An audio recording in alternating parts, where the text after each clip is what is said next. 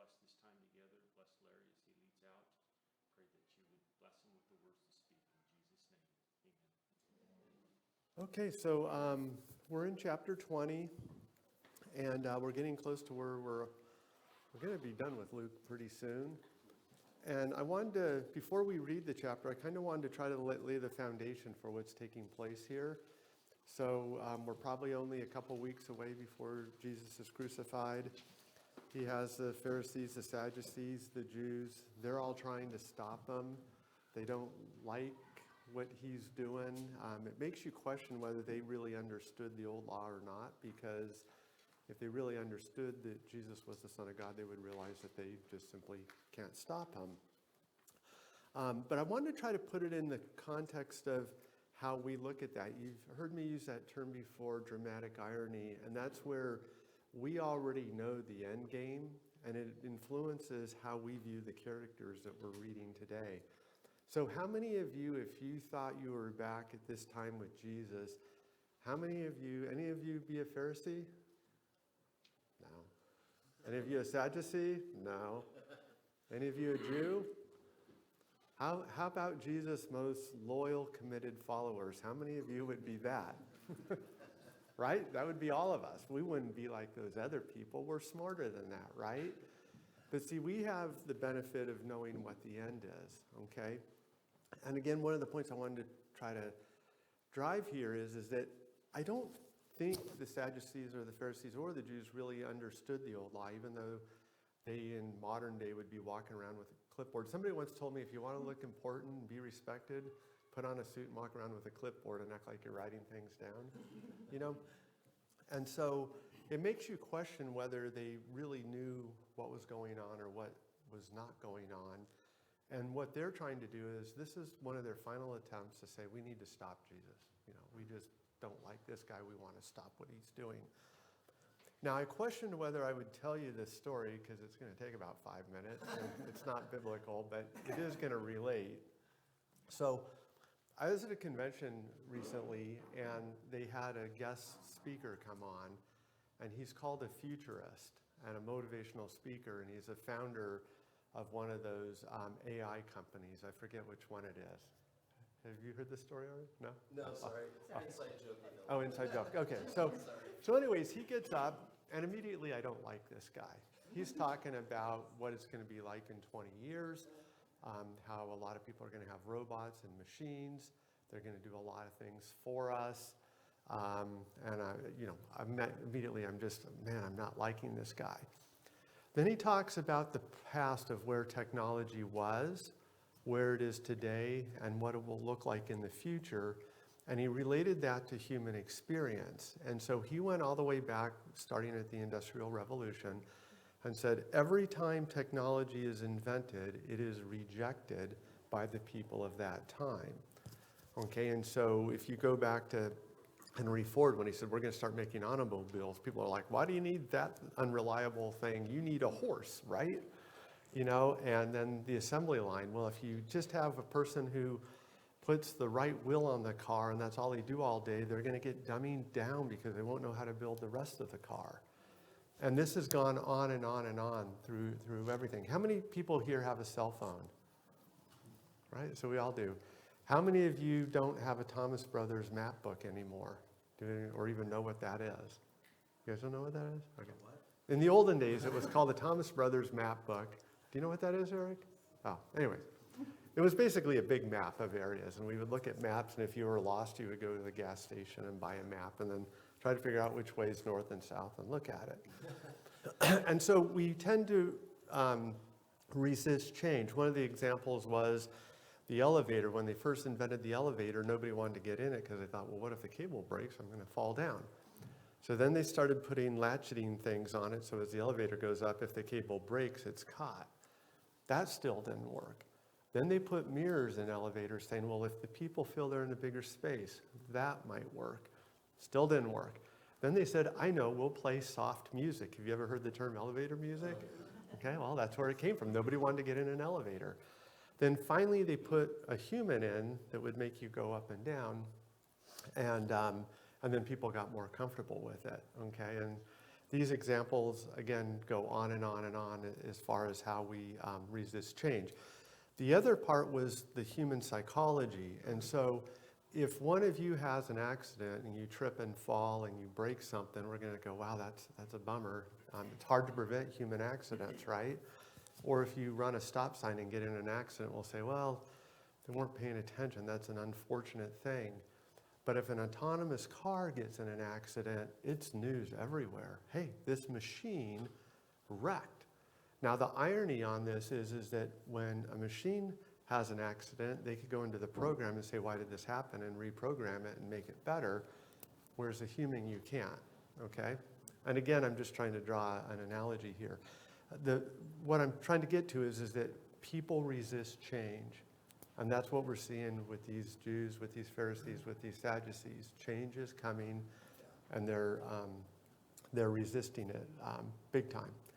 Now, one of the things this person talked about was the past, the present, and where we're going. And have any of you used one of the AIs to write a resume or do a research paper? I came back and I thought, well, I'm going to try this just to see how it does. And so I said, well, write a bio about myself. And it says, okay, list 5 accomplishments you've had, list what your core values are, honesty, integrity, empathy, compassion. And anyway, type it in. 2 minutes later, a minute later, 30 seconds later, this bio comes up and I'm like, who is this guy? He's awesome. And I'm like, but it's not me, okay? And so in this, we want to recognize how hard change is to adapt. And then the other thing that we're going to see in this as we read chapter 20 is that change is coming and it's unstoppable. Now, I define unstoppable, something that cannot be stopped or surpassed, okay? What this person said at the end was, technology is coming, it's going to be affordable. You either got to get on the bandwagon or you're going to suffer more than other people do if you don't learn how to grasp it, because it is going to change productivity. Again, we go back here. Jesus at this time, his kingdom is coming. Nobody could stop it. Not the Pharisees, not the Sadducees, not the Jews. No one can stop it. Jesus is going to return again someday. No matter how much you don't like that, you can't stop it. It's going to happen, okay? And that's what this person was trying to relate to on the change of things. Now, one thing, okay, that he said a computer will never do is, and I'm going to tell you one more story, when his dad retired as an oncologist, they had people come up, and some of the people that came up and talked on his behalf were people that he had helped get better from cancer. And a lady came up there and said, I was diagnosed with this terminal cancer. I went to 4 other doctors, and based on the science, they all said, this is the same way you need to cure this cancer, okay? But then she goes, but then I went to, his dad, and he held my hand, and he said, this is going to be a battle, but I will be there right next to you all the way along. And he held her hand and had compassion with her. And he says, that's one thing a machine will never do. Okay? And that's one thing when we look at this, that we will, I don't believe until we're in heaven, we will never understand the compassion and the love that God has for us. So that's the deviation there. So when we read this, try to look at this from these people's, again, the Sadducees, the Pharisees, the Jews. Okay, they don't like what's coming because it's going to turn their life upside down. They're resisting it. It's the final push. They're trying to challenge Jesus, and he's shooting down all their questions and all their objections. Okay, fair enough? So let's go ahead and start, and we'll have each person. So, how many verses are there? There's 47. So, 1, 2, 3. Let's each do 6. How's that? That'll get us to 8 people. 1, 2, 3, 4, 5, 6, 7. Yeah, okay. Yeah, that'll be the first 2 rows. Do you want to start? Are you okay? Sure. How many did you say? 7, please. 7 verses, okay. One day as he was teaching the people in the temple and proclaiming the good news, the chief priests and the scribes with the elders came and said to him, tell us, by what authority are you doing these things? Who is it who gave you this authority? He answered them, I will also ask you a question. Tell me, was the baptism of John from heaven or of human origin?" They discussed it among themselves. "If we say from heaven, he will say, 'Then why didn't you believe him?' But if we say of human origin, all the people will stone us, because they are convinced that John was a prophet." So they answered that they did not know its origin. And Jesus said to them, "Neither will I tell you by what authority I do these things." And they began to tell the people this parable. A man planted a vineyard and let it out to tenants and went into another country for a long while.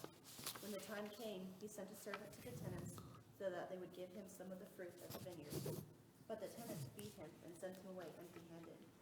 And he sent another servant, but they also beat and treated him shamefully and sent him away empty-handed. And he sent yet a third. This one also they wounded and cast out. Then the owner of the vineyard said, "What shall I do? I will send my beloved son. Perhaps they will respect him." But when the tenants saw him, they said to themselves, "This is the heir. Let us kill him, so that the inheritance may be ours." So they threw him out of the vineyard and killed him. What then will the owner of the vineyard do to them? He will come and kill those tenants and give the vineyard to others. When the people heard this, they said, "God forbid." Jesus looked directly at them and asked, "Then what is the meaning of that which is written? The stone the builders rejected has become the cornerstone. Everyone who falls on that stone will be broken to pieces. Anyone on whom it falls will be crushed." The teachers of the law and the chief priests looked for a way to arrest him immediately, because they knew he had spoken of this parable against them, but they were afraid of the people. Keeping a close watch on him, they sent spies, pretended to be sincere. They hoped to catch Jesus in something he said, so that they might hand him over to the power and the authority of the governor. So the spies questioned him, "Teacher, we know that you speak and teach what is right, and that you do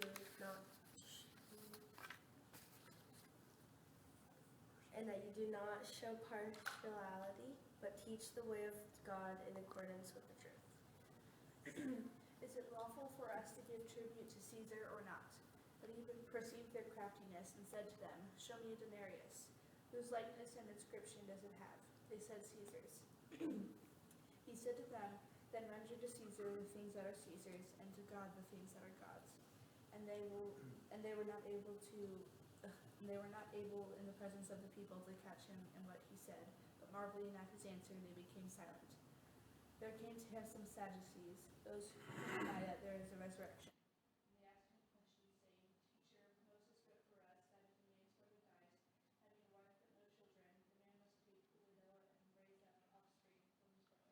Now, the first wife took a wife and died without children. Also the second and third took her. In the same way also died and left no children. Finally the woman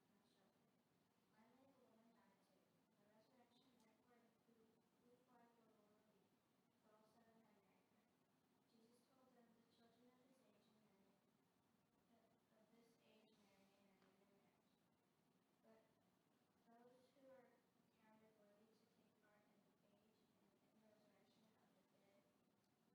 in the age and in the resurrection of the dead neither marry nor are given in marriage. For they can no longer die because they are angels and are children of God, since they are children of the resurrection. Moses even indicated in the passage about the burning bush and the dead influence whose raised for he called the Lord, the God of Abraham, the God of Isaac, and the God of Jacob. He is not the God of the dead, but of the living, because all are living in him." And some of the scribes answered, "Teacher, you've spoken well," for they no longer dared to ask him any question. But he said to them, "How can they say that the Christ is David's son? For David himself says in the book of Psalms, 'The Lord said to my Lord, sit at my right hand until I make your enemies your footstool.' David thus calls him Lord, so how is he his son?" And in the hearing of all the people, he said to his disciples, "Beware of the scribes who like to walk around in long robes and love greetings in the marketplaces and the best seats in the synagogues and the places of honor at feasts, who devour widows' houses and for a pretense make long prayers. They will receive the greater condemnation." Maybe should have had you read less each, but that's good. So does that help kind of understanding the context here? They're trying to trap Jesus somehow. They're trying to make it to where what's going to happen isn't going to happen. The lesson for us is this happened. The kingdom is here. The end has already been determined. Jesus has won, and he is going to return. Nothing you could do to stop that. It's going to happen, no matter what. Okay, got that?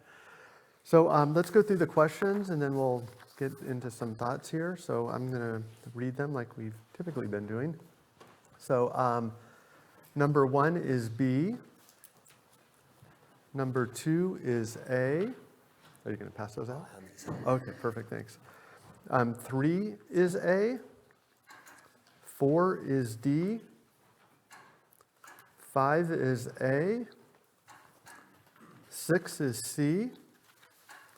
7 is B. 8 is A. 9 is D. 10 is C. 11 is B. 12 is A. 13 is C. 14 is A. 15 is C. 16 is D. 17 is A. 18 is D. 19 is C. And 20 is A. Anybody want to refute those answers? No? Okay. What was 12 and what was 15? You're too fast. Oh, sorry. So 12 was A, and 15 was C. If you don't like him, talk to Kevin. He's the one that filled them out. In the last question, the answer in my Bible said scribes, but that wasn't one of the multiple choice answers. Who did Jesus describe saying they walk around like long robes, love greeting the marketplace? I think that's what I would call a synonymous phrase there in A, teachers of the law. And so I don't have another translation up here, but my guess is that's probably what it says when the revisions went through.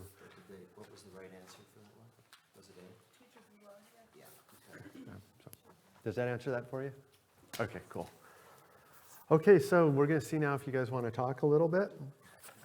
So the first part of this is talking about Jesus' authority. His authority is getting questioned. He doesn't answer the question. What do you think about that? He doesn't need to. He has the authority. Okay, good. Anybody else? But that's not very satisfying to the ones that ask the questions. So does anybody have the authority to question God? And what does it mean to question God? What does it mean to question Jesus? Is there an okay way to question Jesus and a not okay? And what would those be? I think there's a way to question God in a right way, not question with doubt, but question, Lord, is it this way? Show me how that is. Right. But in what they were questioning, the way they were questioning him was trying to trap him and to prove him wrong. Mm-hmm. And I see Jesus asking the question instead of answering theirs. He asked the question. And is it because, when you want to control the conversation, you keep asking questions? That's one way of controlling or whatever you want to call it, a conversation. Was that what Jesus was doing? I'm not sure. Yeah. Well, in the Old Testament, it's often called testing. They were testing the Lord. Or Right. whatever, So that's not the way to do it. They were doing it with arrogance, and they weren't trusting him. Yeah. But like Paul's saying, if you ask God with trust, like, look, I don't know what's going on here or what you're doing, God. Help me see it, but nevertheless, I trust you. I think that's okay to Yeah. do that. Yeah. Questioning God, like, what's your will for me? Yeah. please tell me so I can do it, versus who do you think you are telling me what to do? You see the difference between those two? When I was in the motorcycle business, I had this customer come in once. Actually, I don't even know if he was a customer. He goes, I need to talk to you privately. He's like, what's your policy if you guys break something that's somebody's motorcycle? What are you going to do if you break it? And I said, well, generally, we're going to take responsibility. And he kept questioning me. And finally, I said, what do you question me? What's going on here? And he goes, well, I saw one of you guys drop a battery, and I'm just curious if you tried to sell it to someone. And I basically said, it's none of your business. Take a hike. I didn't say it that way. But there's a verse I like to refer to in the Old Testament a lot that says, don't argue a fool to his folly, lest you become one. Okay? And what that tells you is, sometimes you're better off to not even engage in it. Now, right after that, it says, argue a fool, and show his folly. And some people say that's a conflict. But really what I think that proverb is saying is, know when to engage in the argument and know when to say, I'm not going to lower myself to your level, and even have this conversation with you. And I think what Jesus is saying to them is, I don't need to answer that. You know who I say I am. And then he throws a question at them that they can't answer. So, any more thoughts on that? You were talking about AI, and one thing that AI won't do is never not give you an answer. Right? Yeah. But God has the authority. We have the free will to question God, whether it's from good motives or bad, but God withholds the authority to not give us an answer. Yes. And Yeah. that's what Jesus does here. On that point, once I was facing some big life decisions, and I prayed to God, show me the pathway. I will follow you if you tell me where to go. And I never got an answer. Okay? And I was talking to somebody. I'm like, yeah, I never got an answer on that. And they're like, maybe that God doesn't care which way you want to go. Maybe the free will that he's giving you, he wants to see you make the decision.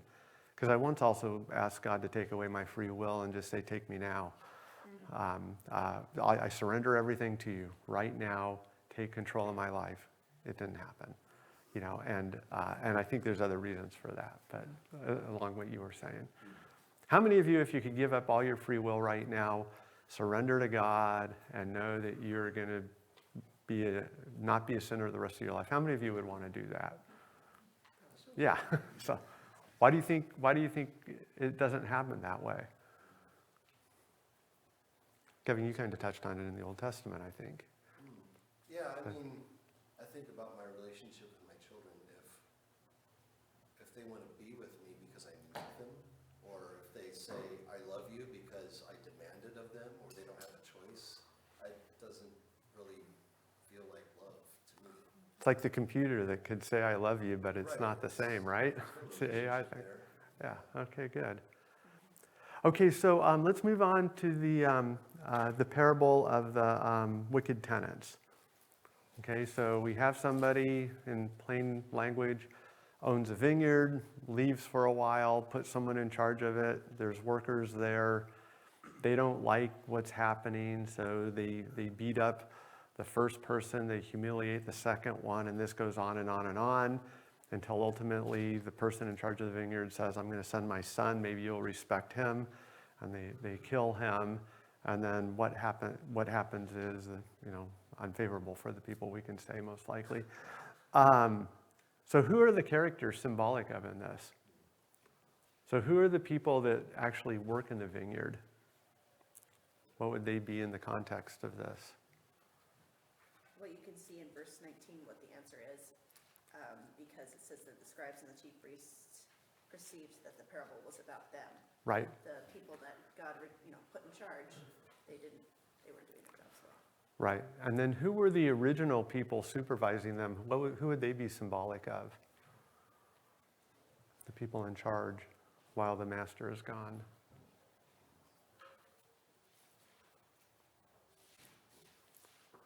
So remember a couple chapters ago, we were talking about, what was it? We were talking about the rich man and Lazarus. And the rich man says, let me go back and warn everybody. And what does Jesus say to him? They had the law and the prophets. And what's he saying? They had the law. They've already been warned and it didn't work. You rejected those prophets. So I'm kind of thinking, and again, you argue with me in a polite way, of course. I'm kind of thinking that the people that are there in charge are like the prophets of the Old Testament. And the people are just rejecting them, saying, we don't care what you're going to say. And at the end of the last chapter, when Jesus sweeps over Jerusalem, what does he say? You who, kill the prophets. Yeah. They come there. So. And then, okay, this is an easy one. When the master ultimately sends his son, who is that representative of? Jesus, right? Yeah, okay. And what do they do to him? They kill him, right? They just don't beat him up, they kill him. And then what happens? What happens to the people who do that? If we read that parable there.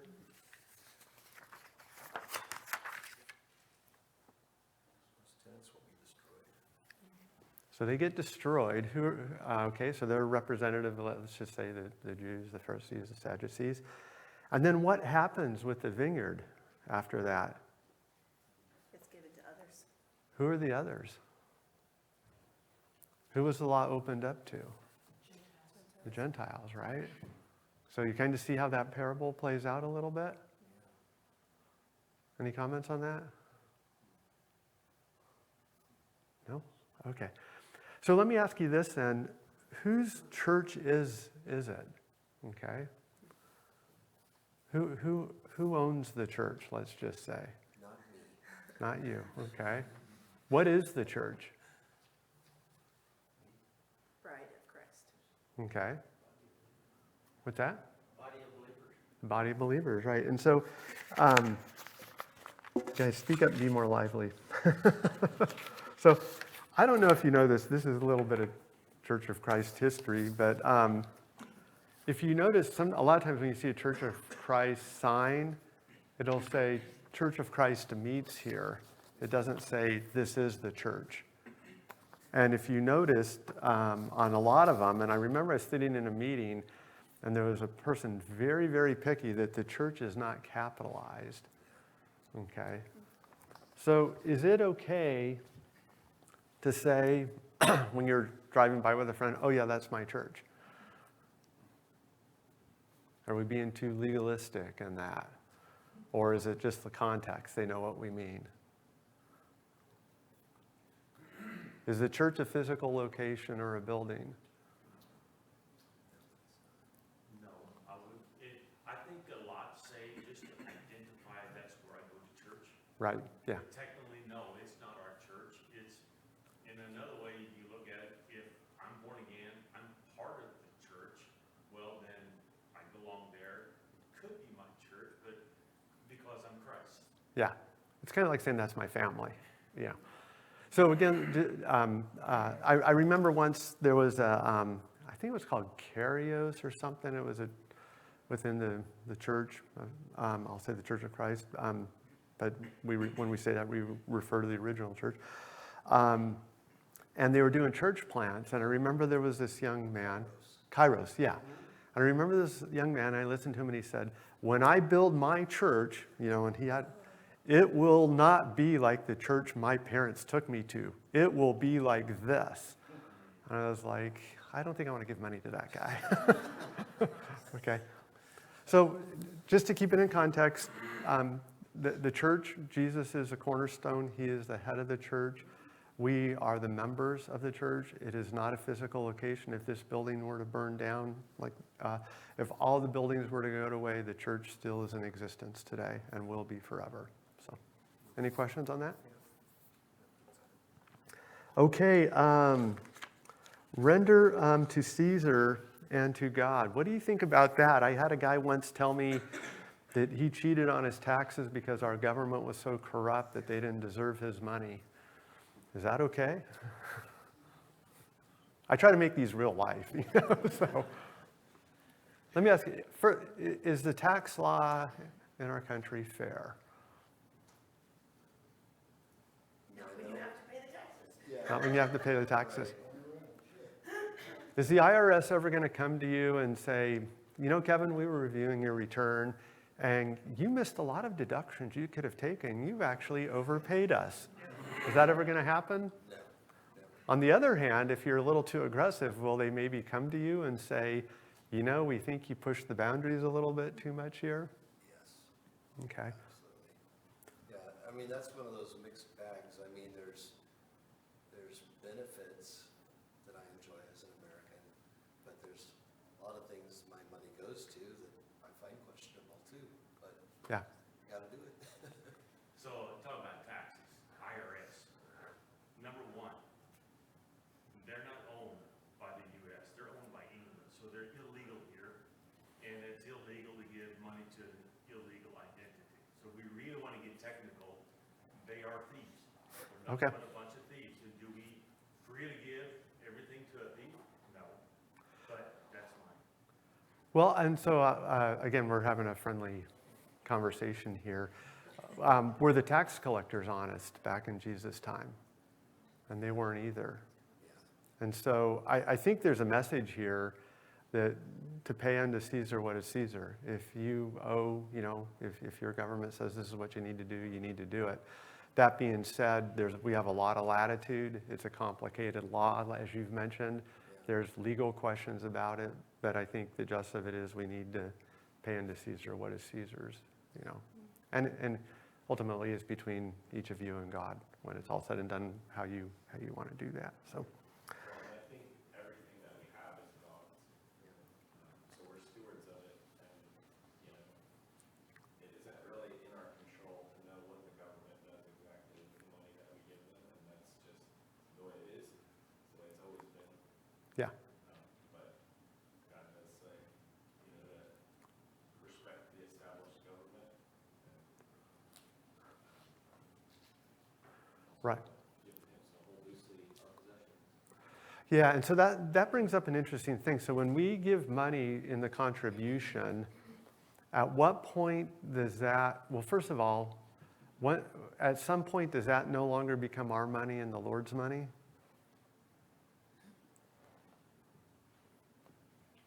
Let me ask you this, Ananias and Sapphira, why were they struck dead? Most of the time we're going to say because they lied, right? But let me ask you this. Is it possible they were struck dead because they committed something to the Lord, and at that moment of commitment it became the Lord's, and then when they withheld it, they were actually stealing God's money? Is that a possibility?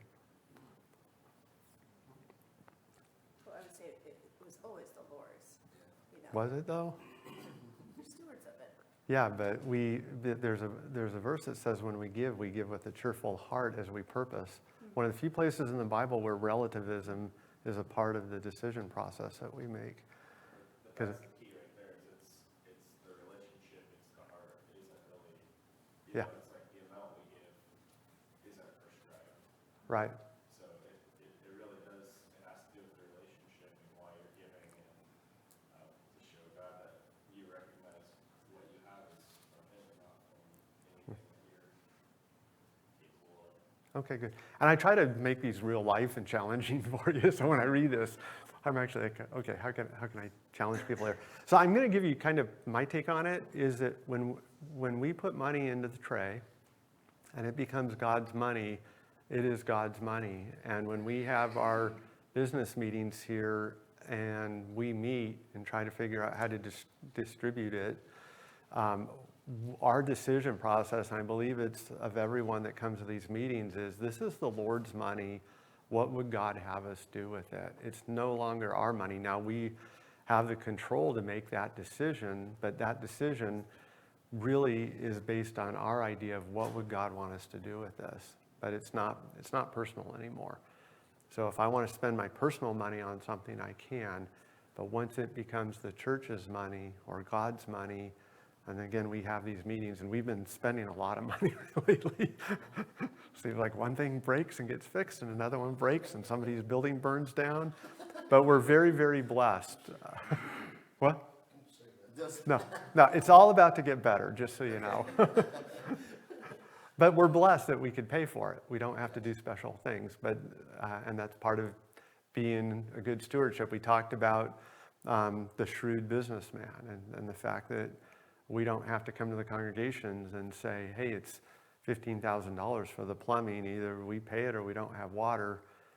We're able to pay for that. And we should be incredibly thankful to God for that. So go ahead, Paul. So back to Peter with Ananias. He says, why hath Satan filled thine heart to lie to the Holy Ghost and to keep back part of the price of the land? While it remained, was it not thine own? And after you were sold, so he, I mean, according to what I'm getting here, he lied, and that's why he was struck dead. Yeah. But it also says it was his up until that point, right? Yeah. So just an interesting thought there. So when I was managing the motorcycle business, I used to have people come in and say, if I was here, I'd be riding a new motorcycle every day. And I'm all like, that's why you're not here. You know, and they'd say like, well, how do you resist the temptation not to hop on a brand new motorcycle every day? And I go, I run the business as though somebody is in charge of me. I think that's how we should live our lives to a certain degree. We get to make decisions, but when we're tempted to do things that we know we shouldn't, nobody likes to buy a brand new motorcycle or car that has 1,000 miles on it. They just don't like it, okay? You know, and so as we go through everything, it's almost like when, you know, Kevin's the leader here, but we do have these meetings, and when we're there, I view it as though, at least on my part, and I think Paul and all of you that have come to these, I view it as though I'm being supervised, you know. I'm not doing what I think, I'm trying to do what I think God wants us to do. And that's how I think all of us are in those meetings. So I think you're spot on, and I think the operative word here is image. You know, the coin has the emperor's image on it. Give it to him. But who carries, you know, whose image do you have on you? God's image. And so give the money that belongs to the emperor to him, but give yourself to God because you belong to him. okay, yeah, good. I like They that. might have inferred that if they were familiar with that concept. Yeah, yeah. And it's amazing that they were supposedly the scribes. What was that answer you had in there? What was the wrong? I forget what it was. Teachers of the law, right? They're the teachers of the law, and they don't even get it. They don't even look to say this is the law being fulfilled because they didn't have that image like you're talking about, I think. So, okay. By the way, we're going to be ending on time from now on. We had a meeting and we're going late, and we try to start on time at 11, but it doesn't give Kevin and other people to be good greeters and stuff. So no matter how important this information is I have, we're going to cut it off here. So I'm being sarcastic.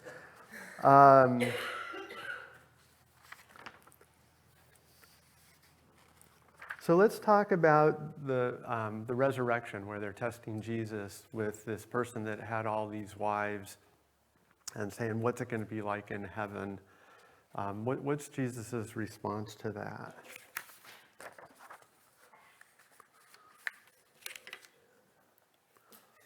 I can almost hear these guys snickering while they're saying it, you know? Yeah, It's just like a total joke, you know, and they think they totally got him. right, But again, they've missed the point right, of the law. yeah. You can also hear the Pharisees cheering That's in the true. background The other because side. they Yeah. believe in the resurrection, and Jesus Oh, good is, point, yeah. you know, upholding their belief. Yeah. And so one of the, can we conclude that in heaven, those of us that are married now won't be married anymore? Yeah, we can. It's one of those weird things, it's like, oh man, I mean. It's not like, yeah, finally, I endured for all these years. The way I kind of thought about that was like, well, you know, my wife and I have this exclusive relationship that I don't know anybody else that way, Right. that deeply. But in heaven, I'll know everybody that deeply, you know? Right. So it's like, it opens it up for a much deeper fellowship than I understand. So this is personal opinion, and they say never give opinion, but I think I could back it up if you challenge me on it. I think when we ultimately get to heaven, we're going to be shocked. And I think we're going to say, boy, was I stupid when I was on earth. All these things that I let bother me, I should have just trusted God more. This is so awesome. And I think there's going to be a level of love. You know that verse that says, a love that passeth all understanding, a love that casts out all fear? I don't know that we can even really experience that here. And so I think it's going to be, an awesome experience that we can't even comprehend. And I do think we're going to look back and go, boy, I just was clueless. So, anybody else on that? I think the danger with this verse is jumping to the conclusion that we become angels. Okay, yeah. Because I've heard people, use that language before. Yeah. Even when somebody dies, sometimes people will say, well, God needed another angel. Oh, yeah. And, in one aspect, we may be like angels, but that's all that the verse says. You can't really wring anything else out of it. Yeah, and I think there's other parallels to this where they talk as being, you will be as like angels in heaven, not marrying. And for just a little tidbit there, if you go all the way back to what was that land of giants where some people think that angels and humans have cohabitated together, which is totally bogus. And these verses debunk that by saying you will be as though you angels not married. So what's that on? Okay, we're down to just a couple minutes.